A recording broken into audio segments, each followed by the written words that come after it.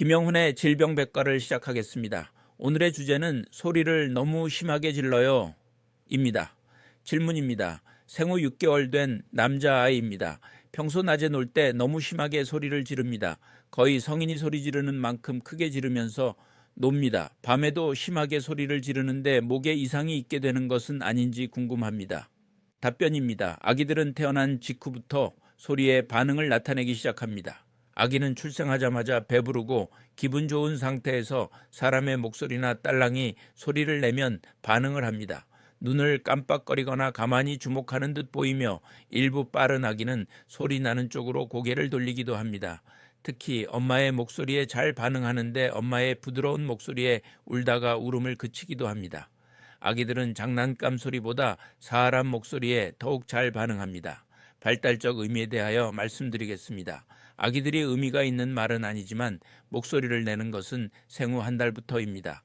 아기의 목에서 울음소리가 아닌 다른 소리가 나오게 된다.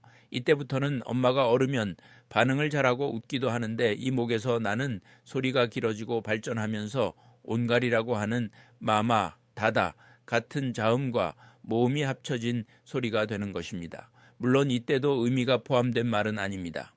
이러한 옹알이가 가장 많고 길어지는 시기가 5개월에서 8개월 사이입니다. 이때는 소리 내는데 자신이 붙어 소리도 많이 지르지만 소리도 상당히 크다. 엄마가 듣기에도 시끄러울 정도로 소리를 질러댑니다. 하지만 아기의 언어 발달에 이때만큼 중요한 시기도 없습니다. 그 이유는 이러한 언어 정의의 시기에 언어 발달의 기초가 되는 의사소통이 이루어지는 때문입니다. 언어는 의사소통을 위한 방법입니다. 아기가 소리를 지르는 것은 요구사항일 수도 있고 자기 기분의 표시일 수도 있고 어떤 것을 가리키는 것일 수도 있지만 어떻든 아기가 자신의 의사를 표현하는 것입니다. 그것도 적극적으로요. 양육지침에 대하여 말씀드리겠습니다. 잘 반응하세요. 엄마들은 아기의 소리에 잘 반응함으로써 아기에게 소리에 대한 자신감을 주고 언어 발달을 자극시켜야 합니다. 대부분의 엄마들은 마마, 다다 같은 아기들의 소리를 흉내만 내면서 반응하는 경우가 많은데 이렇게 해서는 아기에게 큰 도움이 되질 못합니다. 그렇게 하는 대신 아기가 말하는 단어를 올바르게 반복해 주어야 합니다. 또한 아기가 말하려고 하는 것을 잘 모르더라도 웃어주거나 칭찬해 주어야 합니다. 실제로 아기가 의미가 있는 단어를 말할 수 있는 것은 첫돌이 되었을 때 하는 엄마, 빠빠 정도입니다. 불편을 호소하는지 확인하세요. 기분이 좋아서 지르는 소리가 아니라 불편을 호소해서 소리를 지르기도 하는데 이때는 고성의 소리를 지르고 손발을 바둥거리거나 뻗치는 등 자세가 안정되지 않는 경우가 많고 표정이나 다른 몸짓들에서 일상적이지 않은 불안한 것을 읽을 수 있습니다. 목에 무리가 가지 않을까 걱정하지 마세요. 7개월 아기는 한창 자신의 옹알이에 자신이 붙어있는 시기입니다.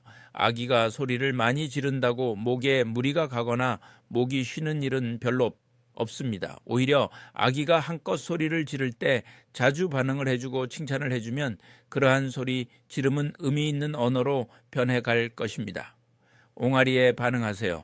아기가 옹알이 할 때 그 음절들을 반복해 주는 것이 좋습니다. 그러면 아기는 곧 음절을 되받아 반복하게 될 것입니다. 머리 끄덕이며 응, 오 그래 라고 하면서 반응을 기다리는 것이 좋고 의사소통 틈틈이 아기에게 음성적인 상호작용을 할 수 있는 기회를 제공합니다. 첫 단어에 반응하세요.